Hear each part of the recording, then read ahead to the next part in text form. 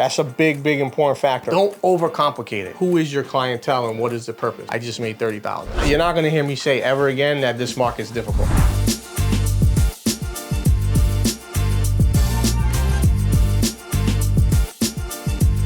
What's the most important negative factors of this property? The main road in the yard. Because if this was on a side road and had a big yard, this thing's hitting real numbers. So what would you do from your standpoint? What would you do next? But basically whatever's open needs to be addressed, whether it's plumbing, electrical, insulation, framing, anything that you see that we've touched, that you've opened, we need to bring up to code. I get this question all the time. Does the house consist of drywall or does it consist of sheetrock and plaster? So the difference is the paper that's over it all, that kind of encapsulates it. Sheetrock, you can use compound. For blue board, you use plaster, and again, the paper just helps with dry time. So they're gonna put the sheetrock up, they're gonna tape the seams, and they're gonna joint compound the seams. Basically, you're gonna prime right over the sheetrock, and then you're gonna paint right after that. Working with a home buyer, and it's first-time home buyer, they don't have a lot of money, and the whole entire house is paneling, you would take joint compound and you would just fill in the seams. And then you would have a flush wall, and you could paint over it. Really inexpensive way for you guys to help your clients overcome situations where the house does need major updating. Whatever I'm gonna sell it for, take 10%